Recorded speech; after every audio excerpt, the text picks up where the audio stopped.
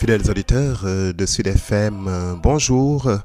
Aujourd'hui, dimanche 31 mars 2024, l'Église universelle fête la résurrection de notre Seigneur Jésus-Christ. Oui, après donc avoir souffert sa passion, après avoir été crucifié, après avoir été mis au tombeau, il est ressuscité le troisième jour, conformément aux Écritures. Il s'agit là donc, amis auditeurs, du sommet et du cœur de la foi chrétienne. Oui, la foi chrétienne est fondée sur la mort et la résurrection de Jésus-Christ, comme il l'avait lui-même annoncé donc plusieurs fois donc à ses disciples qui n'avaient jusque-là pas compris. Le Christ donc pour sauver l'humanité de la mort définitive a vaincu la mort et aujourd'hui il est ressuscité d'entre les morts. Ainsi, Pâques est donc la fête de la vie. Pâques est donc la fête donc du rachat. Le Christ, par son sang versé, scelle l'alliance nouvelle et éternelle que Dieu conclut avec l'humanité. Aujourd'hui, la mort n'a plus le dernier pouvoir. Depuis la résurrection du Christ, la mort n'a plus le dernier mot, mais bien la vie, et la vie en abondance, la vie éternelle, aux côtés du Christ qui désormais siège à la droite du Père. Et en ce dimanche de Pâques, donc, amis auditeurs, voici les textes que la liturgie nous propose. La première lecture est tirée du livre des Actes des Apôtres, au chapitre 10, les versets 34 à 37, puis le verset 43.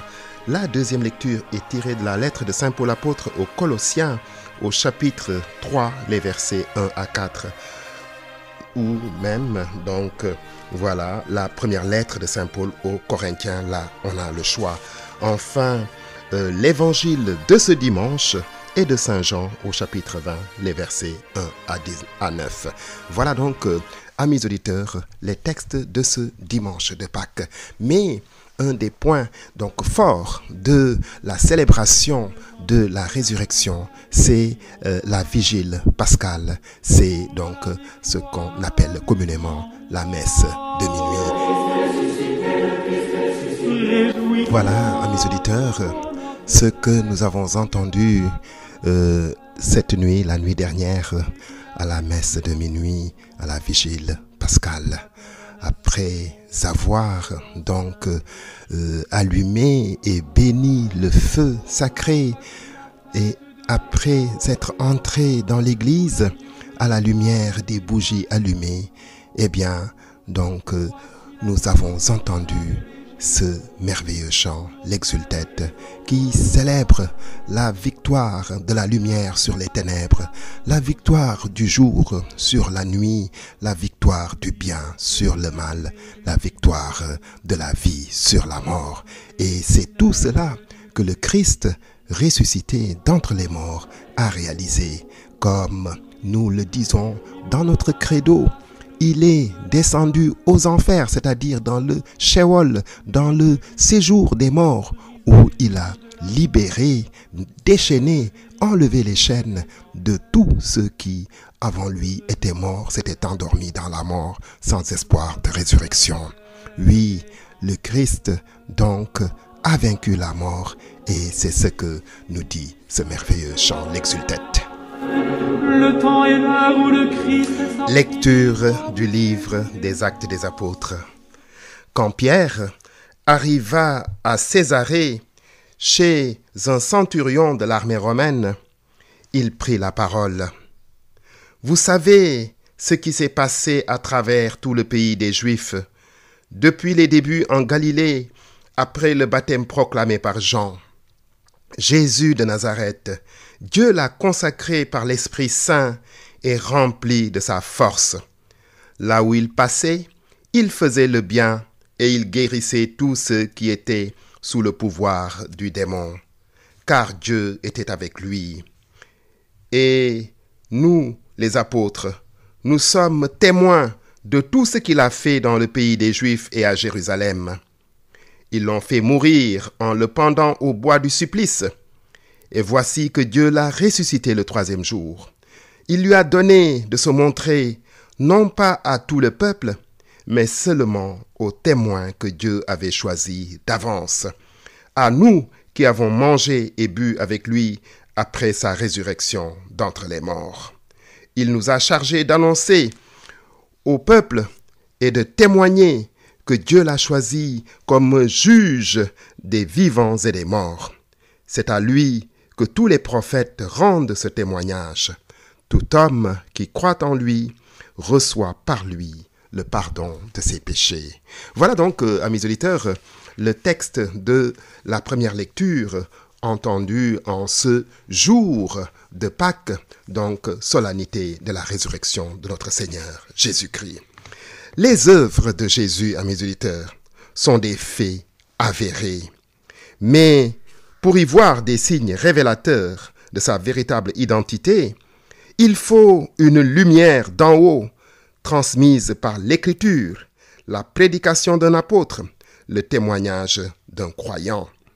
En effet, ce n'est pas la chair et le sang qui révèlent cela, mais le Père qui est aux cieux. Donc, comme nous le dit Matthieu au chapitre 16, verset 17 de son évangile. Les faits deviennent alors des articles de credo, c'est-à-dire de notre foi. La résurrection du Christ, sommet du mystère de la foi, inaugure l'ère du salut offert à tous les hommes. Quiconque croit au Christ reçoit dès à présent le pardon des péchés. Demain, le Seigneur, vainqueur de la mort, se manifestera comme juge des vivants et des morts. Tel est, dans toute son ampleur, l'objet de la foi apostolique et de la célébration pascale. Eh bien, c'est cela, amis auditeurs. Donc, la résurrection, la mort et la résurrection du Christ est le cœur, le sommet et le centre de la foi chrétienne. Comme Paul l'avait dit aux philosophes athéniens, aux Grecs, n'est-ce pas? Eh bien, moi, je proclame un Messie qui est crucifié. Oui. Donc, ce qui est effectivement une aberration pour les païens, un scandale pour les Juifs. Mais c'est cela, effectivement. Et dans le texte que nous venons d'entendre, amis auditeurs, Pierre fait un témoignage. Là, nous sommes après la résurrection du Christ. Et Pierre est à Césarée, Césarée de Philippe, et il entre dans la maison de Corneille, un officier romain, un centurion romain, de l'armée romaine donc, de cette époque. Et comment en est-il arrivé là, lui Pierre? Et que vient-il faire ici? En fait, si Pierre est là, c'est parce qu'il a été quelque peu bousculé par l'Esprit Saint, si on peut dire ainsi. Alors, il faudrait relire le récit de la vision de Joppé dans ce même chapitre des Actes des Apôtres. Et d'autre part, peu de temps auparavant, Pierre avait accompli 2 miracles. Il avait guéri un homme qui s'appelait Énée dans la ville de Lydda. Et ensuite, il avait, n'est-ce pas, ressuscité une femme, Tabitha, n'est-ce pas, toujours à Joppé. On dirait aujourd'hui la ville de Jaffa, en fait. Ces 2 miracles lui ont prouvé que le Seigneur ressuscité était avec lui et agissait à travers lui, car Jésus avait bien annoncé que, comme lui, et en son nom, les apôtres chasseraient les démons, guériraient les malades et ressusciteraient les morts, si, bien sûr, ils restaient attachés à lui. Et donc, Pierre va franchir, si je puis dire, une étape supplémentaire et une étape décisive. Donc, il s'agit cette fois d'un miracle sur lui-même, si l'on peut le dire ainsi, car pour la première fois, et contrairement à toute son éducation, à toutes ses certitudes, Pierre, lui, qui est un juif, n'est-ce pas, franchit le seuil de la maison d'un païen, parce que les juifs n'entraient pas chez les païens. Et ce païen n'est pas n'importe qui, c'est un officier de l'armée romaine, c'est un centurion du nom de Corneille. Et donc, c'est vrai que Corneille, lui, même s'il était là pour l'armée, n'est-ce pas, occupante, l'armée des Romains, était un ami des Juifs, si on peut dire ainsi, et un homme qui craignait Dieu, c'est-à-dire donc un converti à la religion juive, mais qui n'est pas allé jusqu'à en adopter en fait toutes les pratiques. Alors, et donc, Pierre entre chez Corneille et y annonce la grande nouvelle. La nouvelle qui bouleverse, n'est-ce pas, les témoins, qui bouleverse les Juifs et qui, aujourd'hui encore, continue de bouleverser et, n'est-ce pas, d'étonner le monde entier. Jésus de Nazareth, celui-là même que vous aviez crucifié et ressuscité, donc, d'entre les morts. Et nous, les apôtres, qui avons été témoins des événements, c'est-à-dire de sa passion et de sa mort, eh bien, nous avons mangé et bu avec lui après sa résurrection. Voilà. Et ce même jour, n'est-ce pas, Corneille sera baptisé par Pierre ainsi que toute sa famille. Donc, dès le départ, on voit effectivement que la puissance de la résurrection du Christ commence à faire ses effets. On dit souvent à mes auditeurs que Paul est l'apôtre des païens, mais il faut aussi quand même rendre justice à Pierre, parce que effectivement dans les Actes des Apôtres, c'est lui qui a commencé et à Césarée justement chez un centurion romain. Et ce que nous venons d'entendre, à mes auditeurs, c'est le discours que Pierre a prononcé chez Corneille en ce jour mémorable. Et sa dernière phrase est une véritable révolution. Quiconque croit en lui, c'est-à-dire en Jésus, reçoit par son nom le pardon des péchés. Alors, donc, cela veut dire pas seulement les Juifs en disant quiconque, n'est-ce pas? Pierre ne dit pas qu'il s'agit seulement des Juifs. Donc, pour la première fois, ici, Pierre annonce l'universalité du salut. L'universalité, donc, eh bien, du salut, c'est-à-dire que le salut, n'est-ce pas, est proposé à tous les hommes de tous les temps. Et ça, c'est Pierre qui l'affirme. Même les païens peuvent entrer dans la nouvelle alliance. Le salut qui a d'abord été annoncé aux Juifs, n'est-ce pas, eh bien, n'est plus seulement l'apanage de ce peuple, mais désormais, il suffit de croire en Jésus-Christ pour recevoir le pardon de ses péchés, c'est-à-dire entrer dans l'alliance avec Dieu, mais pas l'alliance de leur Père, c'est l'alliance nouvelle et éternelle, n'est-ce pas, conclue dans le sang versé du Christ. Alors je rappelle à mes auditeurs que vous suivez votre émission Parole de vie et d'espérance sur Sud FM en ce dimanche de Pâques, dimanche de la résurrection. Évangile de Jésus-Christ selon saint Jean. Le premier jour de la semaine, Marie-Madeleine se rend au tombeau de grand matin alors qu'il fait encore sombre. Elle voit que la pierre a été enlevée du tombeau. Elle court donc trouver Simon-Pierre et l'autre disciple, celui que Jésus aimait, et leur dit « On a enlevé le Seigneur de son tombeau, et nous ne savons pas où on l'a mis. » Pierre partit donc avec l'autre disciple pour se rendre au tombeau. Ils couraient tous les deux ensemble, mais l'autre disciple courait plus vite que Pierre et arriva le premier au tombeau. En se penchant, il voit que le linceul est resté là. Cependant, il n'entre pas. Simon-Pierre, qui le suivait, arrive à son tour. Il entre dans le tombeau et il regarde le linceul resté là, et le linge qui avait recouvert la tête, non pas posé avec le linceul, mais roulé à part à sa place. C'est alors qu'entra l'autre disciple, lui qui était arrivé le premier au tombeau. Il vit et il crut. Jusque-là, en effet, les disciples n'avaient pas vu que, d'après l'Écriture, il fallait que Jésus ressuscite d'entre les morts. Voilà donc, amis auditeurs, la page d'évangile de ce dimanche de Pâques. Il s'agit d'un témoignage précis sur la découverte du tombeau vide. Le linceul et le suaire, soigneusement rangés, suggèrent que le corps de Jésus n'a pas été furtivement enlevé.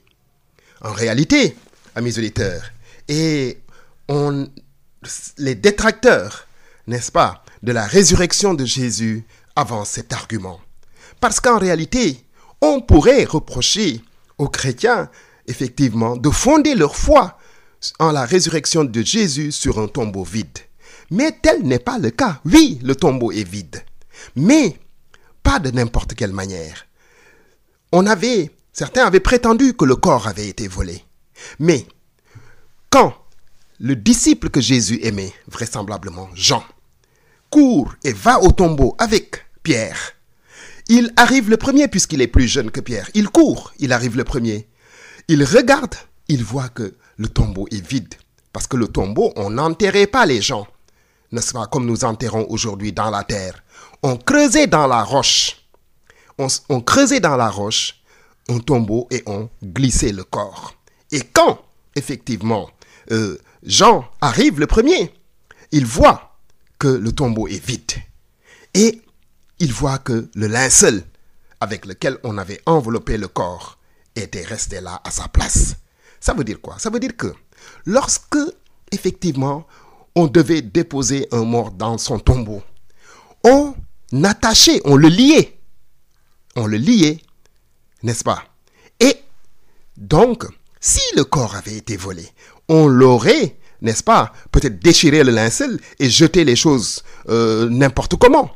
Mais non, le linceul est resté à sa place. Voilà. Et ensuite, le suaire, n'est-ce pas, qui recouvrait la tête de Jésus, il était plié, enroulé et déposé à côté. Ce qui veut dire que si, effectivement, des voleurs étaient entrés par effraction pour voler le corps, ils n'auraient pas pris le soin de tout ranger. Mais comme je le disais un jour à quelqu'un, eh bien, le Christ dans sa résurrection a même pris le soin de mettre tout en ordre. Effectivement, tout est rangé à sa place. Vous voyez, ce qui veut dire que le corps n'a pas été volé. Ce qui veut dire, effectivement, puisque le linceul est resté dans la position, effectivement, du mort tel qu'on l'avait déposé, eh bien, on voit bien que le Christ est sorti, effectivement, de la mort. Il est sorti du linceul comme il est sorti de la mort, mais le linceul est resté sur place. Et donc, effectivement, ici, les détails, n'est-ce pas, à la manière d'un enquêteur, révèlent effectivement la véracité de la résurrection du Christ. J'en note, effectivement, qu'il faisait encore sombre. La lumière de la résurrection va donc trouer la nuit, amis auditeurs.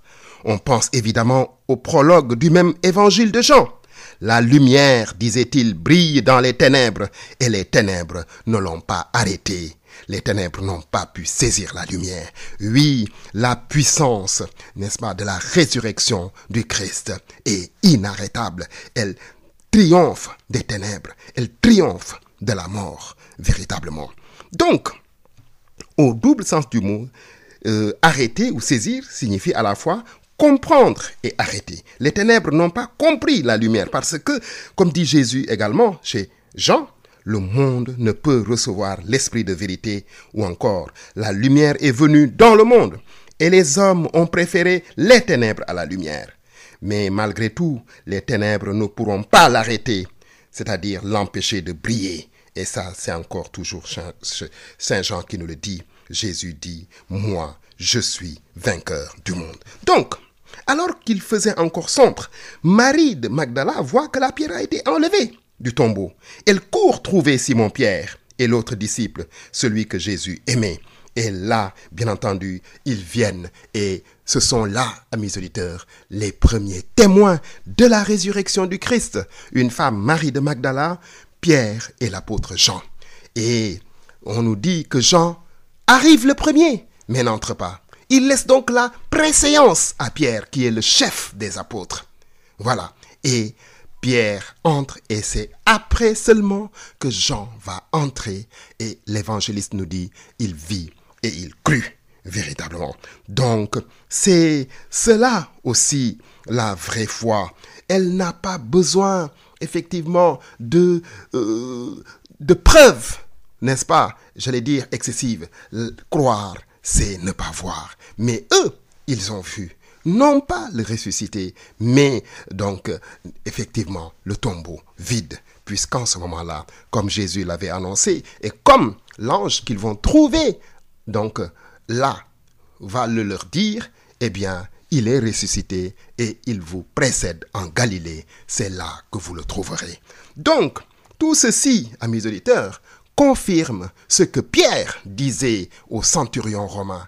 Jésus, que vous avez pendu au bois de la croix, Dieu l'a ressuscité des morts. Nous en sommes témoins, nous les apôtres. Et effectivement, Pierre est le premier, n'est-ce pas, à être entré dans le tombeau vide, n'est-ce pas, pour constater la résurrection de Jésus, notre Seigneur.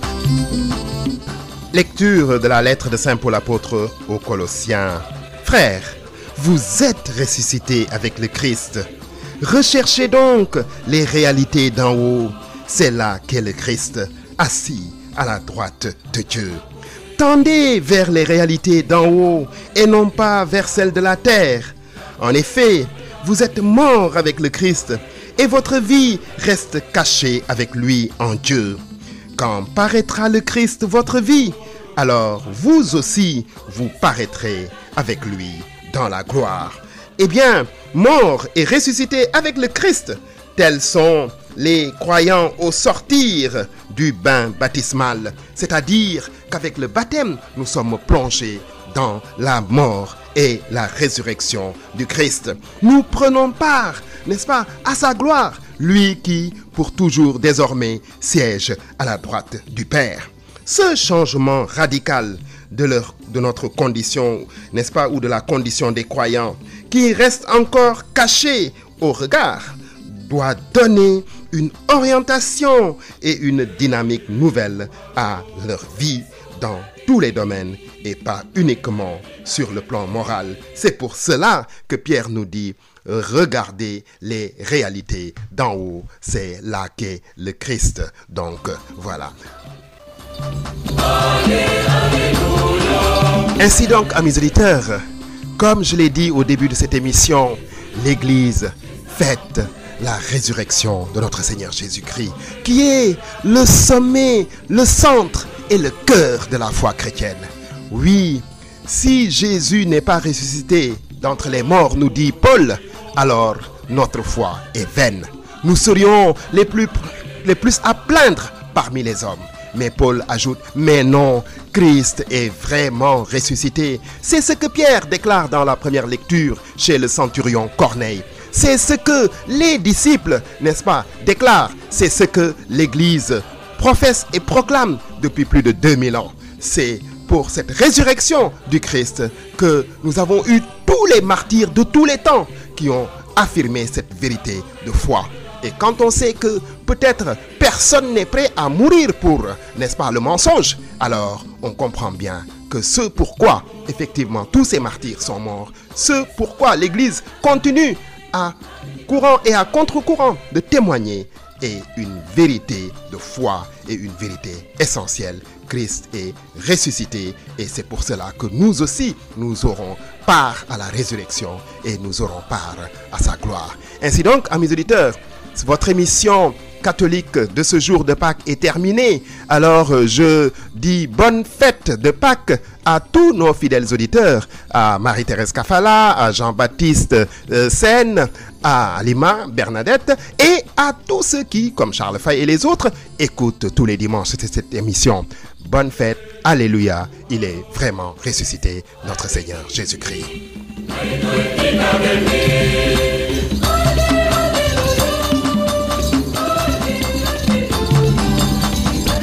C'était donc, amis auditeurs, votre émission catholique, donc en ce jour de Pâques, Parole de vie et d'espérance, avec à la présentation Georges Faye, à la partie technique notre ami Alassane Thioune. Bonne fête encore une fois et donc à bientôt sur cette même antenne.